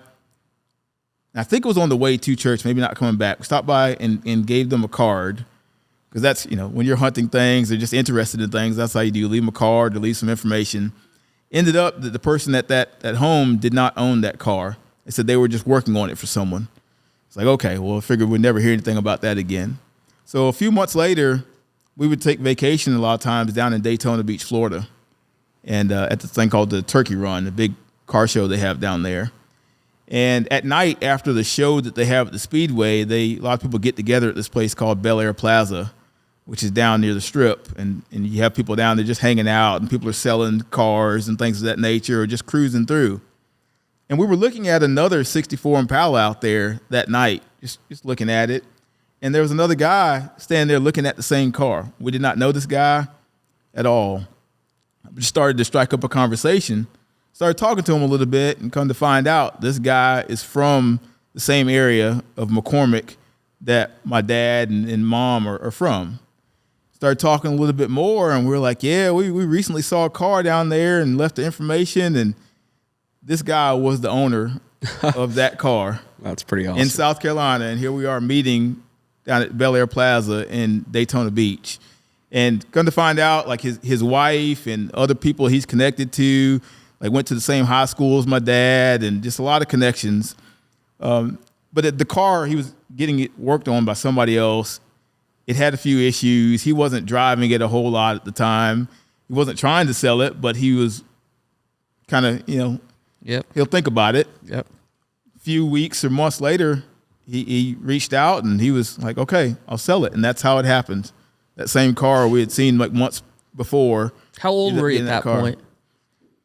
I think I was probably around 16 or something like that. Yeah, right, prime time. Yeah, probably around maybe 15 or 16. I was close to driving age. So you guys get this car. What's it got in it? What's the motor in it? The wrong motor. The wrong motor. Yeah, somebody had put a 305 in it. Oh, but man. it was pretty peppy. They had done some work to it. Like it wasn't your typical 305, but to me, I look inside of the engine compartment of a 64 Impala. I want to see some camel hump heads. Like I want to see a high performance 327. Yep. So that's what we did. Shortly after that, once we got the car, I had a classmate in high school who had a Camaro, like a second gen Camaro. Yep. Second or third, I think a second gen Camaro. And he was interested in that 305, so sold it to him. Boy, you lucked out there. Yeah. Sold it to him, and then we found a 327 like in an old junkyard, and had it rebuilt locally, and ended up putting that in the car. Nice. And I think ended up it spun a rod bearing shortly after that. Yep. It spun a rod bearing. We ended up having to have it rebuilt a second time. But that's the same engine that's in it now. Yeah. Okay. 300 horse. We wanted to have something that was, and we found the 327 out of another 64 Chevy. But it's period correct. Yep. 327, 300 horse heads. Yep. Camel hump heads. Yep. So I told you when we first talking, my first car, I bought a Camaro when I was 14 years old. Mm-hmm. And I think I paid $800 for it. Okay. And paid way too much because I think before we were done, we replaced every body panel on it except one fender, one rear quarter panel, and the trunk lid. It was terrible. And it just had a regular 350 in it, and I managed to spin a main bearing in it within 6 months of turning 16. Premium 93 octane gasoline at the Shell station was 98 cents when I was in school. Nice. And on a Friday night, I could burn a half a tank of gas in a half hour if I tried hard enough, Yep. But anyway, when that motor gave out, the stroker motors were kind of just getting started. People were messing around with that. And I bought a kit. From Summit Racing, and 400 crank, and got it bored and got the crank turned down. And then a buddy of mine, the guy that did the body work, I was 14, 15, 16, and I got immersed in the whole swap meet thing and going to car auctions and all that. And we found a set of camel hump heads for it. I didn't know what a set of camel hump heads were, and found a guy that from Newton, Iowa. His name was Parker, and he built sprint car motors. Okay. But he had done work for this guy that was a friend of mine that was into truck pulling, and we took that up there, and he ported it, and I mean, that was like my whole, and I'm sure, you were the same way. It's such a weird connection when you get bit by that bug. Oh yeah. And just the terminology, like the way car guys talk to each other, if you bring somebody in that is not of that world, they might as well be speaking Romanian, because they don't have any idea what you're talking about. But it's just interesting, like when you said that about, camel hump heads, people would be like, oh, to have camel hump stamped on it, or, what's this or what's that, or, it's just crazy. It can bite you hard, that hobby. Oh, it can bite you too hard at times, but there's a lot that can be learned from it too, man. Just the process of working on an old car, like we talked about, the discipline and things necessary. I mean, I've got a few projects back in the Carolinas now, and when I go back to where they're stored, they're going to be exactly where I left them. Yeah, you know what I mean? it's always like no progress is going to be made unless you do it. Right? Yeah. And it's a grind. And I enjoy the hobby. I enjoy driving and cruising in old cars. Like that's where I'm most at peace. Yeah. Just being behind the wheel of an old car. Yeah. But there's something about working in the shop with an old car as well. Like there's therapy in that too. Yep. And I just enjoy all of that. Like I don't care too much about the shows. And there was a time in my life when I was young, when I first got that car. Yeah. I was trying to go to every car show that was close by, and trophies and all that kind of stuff. And get to the point and you start realizing, you're looking around, it's like, man, these are 50, 60, 70-year-old men, and they're getting mad enough to fight over a $2 trophy. Yeah. It's like something's not right here. You know what I mean? I quickly got to the point where it's like, I don't care anything about these trophies. I just want to go cruise. Yeah. That's awesome. So like when you got that first car, was it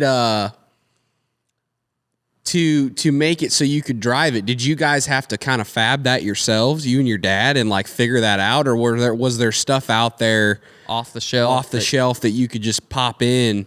What was that like? So we were diving into it early on, very much like, well, I'll say even before we started figuring out how I could drive it. But we got this car. It's kind of like a family car. Everybody's like, okay, this is kind of Richie's car. It's what he really wanted, but it's a family car. And I think deep down, my dad's like viewing it from the lens of any dad at that time with a teenage son. And I remember one time before I started driving the car, my dad got to the point where he was just fed up. I'd like, I'm ready. I want to drive it.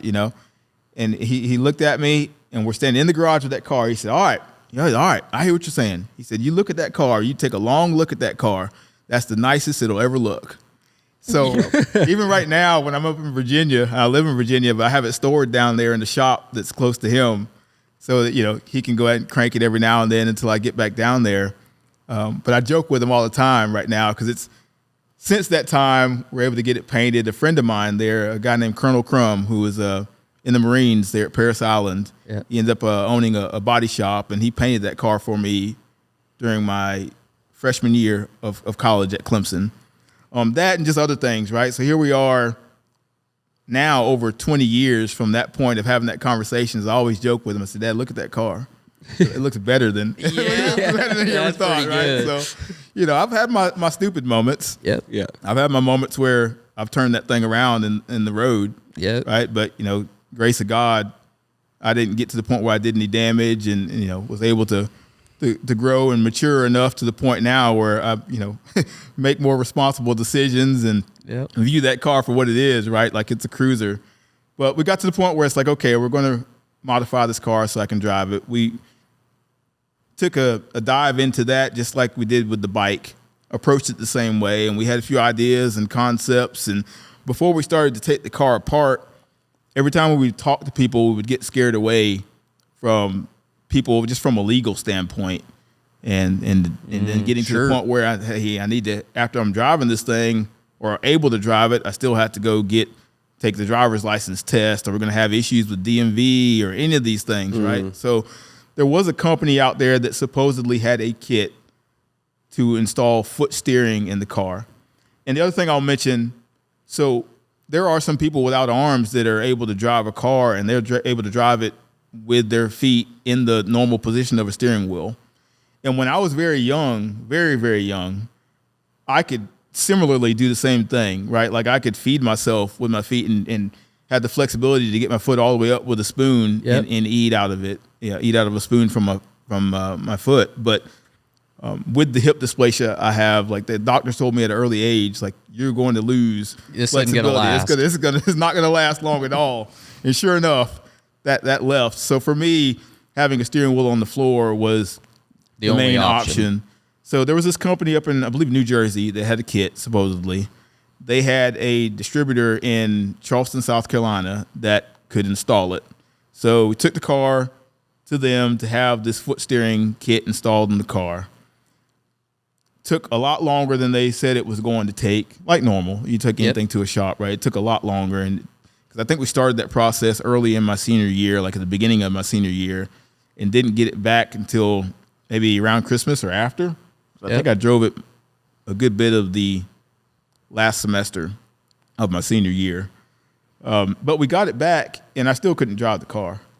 Like it's too stiff. You know, they were used to putting whatever kit they have in minivans or something along those lines. And so I could not drive the car. So at that point, my dad and I took a dive into the car, and we had to learn on the fly too. Like that car had factory power steering in it, which is a rare option. But the power steering in the cars at the time is basically a power assist. Yes. It's what they call like a slave cylinder down there, right? You start to provide enough input, and that cylinder will assist you a little bit more, but it's not like a live power steering box. Right. So we ended up diving into some of the components and changing the actual steering box and putting a true power steering box in, and modified some other components in the steering so that it would just, all the joints would move as freely as possible, right? Right. And made some other modifications to the point where I could finally drive the car. So they finally got to the point where I could drive it. And I think the first major trip was going to Daytona, one of those trips to, and at that point, I think I had my permit, not the full license. So they had to ride, parents had to be with me anyway. Yeah. But we went down there for the turkey rod run on vacation. And, but thankfully, after going to college, I'm at a point now where I can design what I need on my own. Because even at that time, I think maybe it's close to $10,000 to get that work done. Yep. After that, I think it had increased to be closer to over $10,000 to get that work done. That's only like a couple years after that happened. Right now, I mean, you're probably looking at north of $20,000 just to go into a typical shop and get that work done. So you can do it all yourself now. Yeah, pretty much. With the right fabricators that that are like family to me. Right? Yeah. I've got one guy. His name is Dan Denoncourt, who has a hot rod shop called Suburb Speed Shop. And got to the point I did one in my garage by myself shortly after getting to Hendrick. It was on my 63 Impala. So I went through a bunch of iterations of steering column in and out, tearing it out there in the shop myself, and then taking it to work and getting a good buddy, machinist there, Justin Burke, to make some parts that I needed and weld anything that I needed, to the point where I felt comfortable that, like, okay, I know all the ins and outs of what I need in this scenario. Like every time I do one, it's different. Like all the dimensions are different, all the components around, the angles are different. So it's every time it's somewhat unique, but some of the parts are the same. So I got to the point where I knew how to do it and do it well, and could teach someone else, what I need done. Mm-hmm. And Dan has been awesome for that. So he's done a few vehicles for me. Even that newer truck that I drove up in, he's the one that, we get together, and it's awesome because we work well together, right? Like he's got a certain mindset and I have a certain mindset, but we can talk the same language, and when I made the decision I was going to get that newer truck, neither one of us knew all the ins and outs of the components that are behind all of the dash material, right? Like, you don't know all of what you're getting into. We've looked underneath a couple of them, and it's like, to the point, it's like, we'll figure it out. Yeah. So I went ahead and bought the truck without even knowing kind of how we were going to dive into it, and did that. Got the truck, and he's done that with a few vehicles with me, and just modify what's needed. And I got another buddy, Daniel Valjevec, who has a hot rod shop called Retro Designs. Retro Designs and TLC 4x4. They're in that Charlotte area, and he's another one that has helped me at times when I need that kind of work, because I know what needs to be done. I can get all the components that I need. I can do whatever design work needs to be done, and those guys have the physical talent to do it. Awesome fabricators and welders and just make it happen. So I can do what needs to be done to get me on the road with parts and all for probably less than $3,000 or so. Wow. And if I take it to somebody else, it's probably north of 20 to get all that work done, and still probably doesn't fit exactly what I need. But yeah. You've built a huge collection of classic cars and trucks. How many you got, and what's your favorite? And Taylor probably told you to ask that question. Man. I always tell people that's a loaded question. I don't know. So for me, the car hobby is just that. It's a hobby. Yep. I don't count vehicles. Pretty much everything I have, whether it's a car or it's a 409 engine that's stored away in the corner, has a meaningful story behind it for me. So I try not to even look at cars through the lens of like numbers, and I think a lot of people see it that way. Even some of the things that my family and I we've collected, but it's a journey, and it's just, we enjoy the hunt. It's just a process, and we try to keep the cars in perspective that they're just material things. Yep. But the memories do matter, right? And that part is cool. So it's more than a couple. Yeah. That have collected. Well played. It's more than a couple. That was a farmer response about when somebody asks a farmer how many acres you farm. Oh, more than a couple. Yeah, it's more than a couple. Yeah. The 64, that first one, means a lot to me. Mm-hmm. I'll probably get to the point where I'll get to a point in life where I will sell some vehicles, but I plan to have that one for life. Yep. It means a lot. It's just the first car. It was independence for me in a lot of ways. It was more than just a car. To be able to jump in a vehicle and go where I wanted to go and not have to ask anybody for that was huge. Long term, I would like to have a 1959 Impala convertible. Okay. That's like, to me, that's the car. Yep. So that's in the future. But you got any parts for that car? Because you said sometimes you pick up parts and you're manifesting. So I do have parts for that kind of car, because we have a couple 59 Bel Airs, so like the 2-door post version. Yep. And they've collected some extra parts for it. So I'm ready when that car comes. I've got some extra components and things of that nature. So it's going to happen at some point. But really right now, I'm not so focused on finding another car, getting another car. We've got a few projects, and my goal right now is to continue to make progress on those projects that we already have. For me, that process is almost like an artist. You have this vision that you want this car to end up like. And a lot of people that aren't car people don't understand it, right? Because they see you go get some rusty, junky car, and they just like, what in the world do you see in that? But you have this vision of what it can be. Yep. So there's a few projects like that I have that vision of what it can be and what it will be.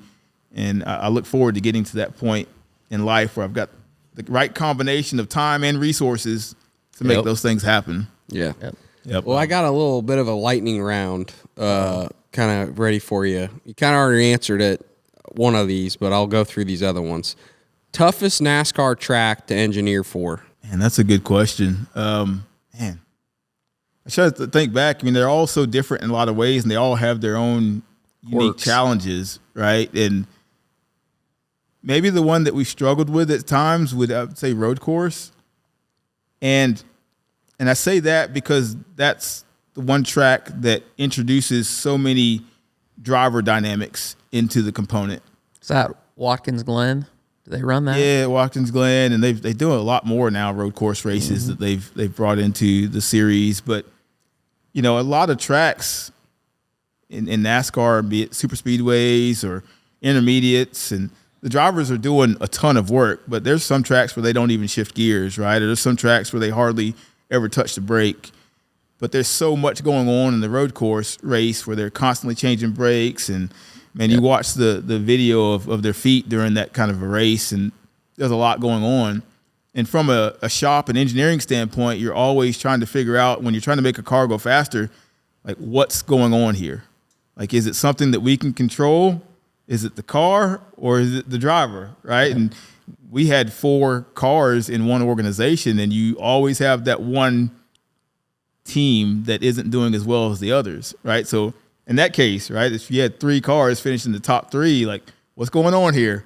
Like, is it the driver or is it the car? So I think in the road course situation, that's difficult because you don't know if you need to dive in and change suspension components. A lot more variables. Or if you just need the driver to get some more time behind the wheel on road course tracks.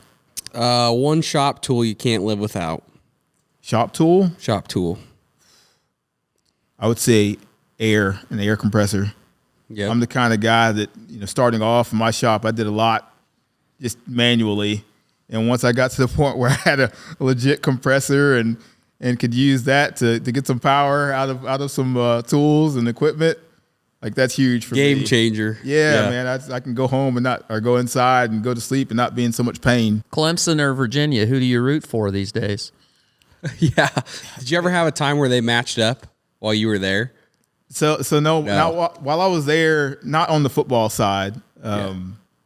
But it wouldn't have been a problem for me because while I'm at Virginia, and even now when I'm not there and employed there, the majority of that team is people that I was around, and that's what I'm about, right? Yep. It's the people. Yeah. So if Virginia is going to play anybody right now, like, I'm for Virginia because I'm for those guys that are on the team. Yeah. Yeah. But my heart is always in Clemson. Nice. Yeah. Always. Yeah. Yeah. One piece of advice for someone feeling stuck to engineer their own comeback in life.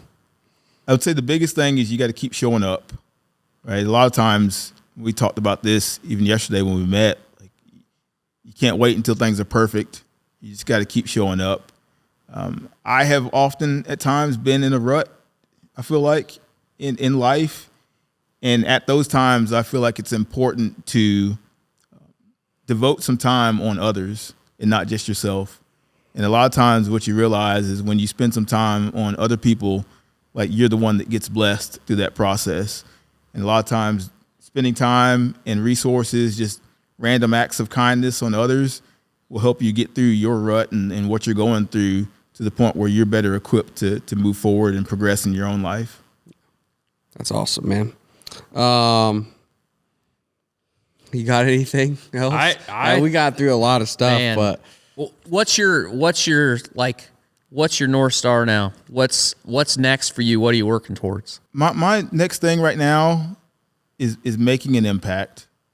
I really want to be able to get out and have God put me in the places that He wants me to be in.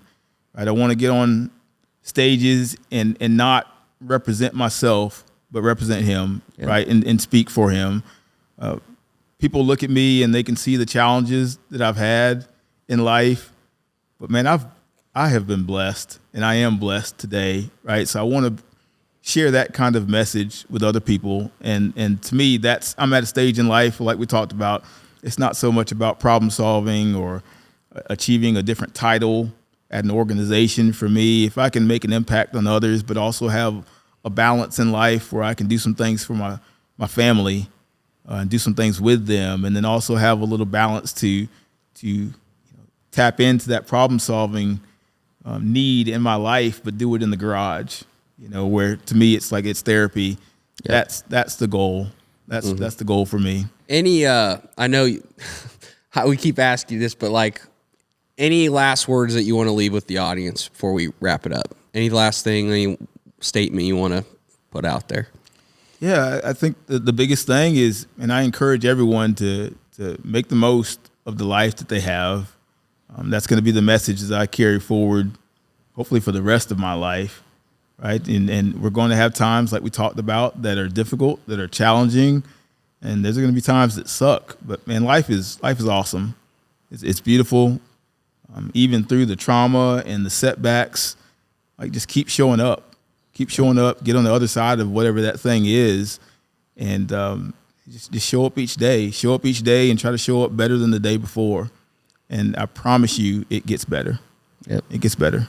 Sometimes it means making the right decisions to do that, right? Like we talked about, I'm not going to be one of these fairy tale guys that gets on stage and just, magically everything in your life is going to get better. Sometimes you have to make some hard decisions and make some critical changes in your life. And then you have to tap into that discipline. And that's tough too, because that discipline matters on those days that suck, that you don't want to show up.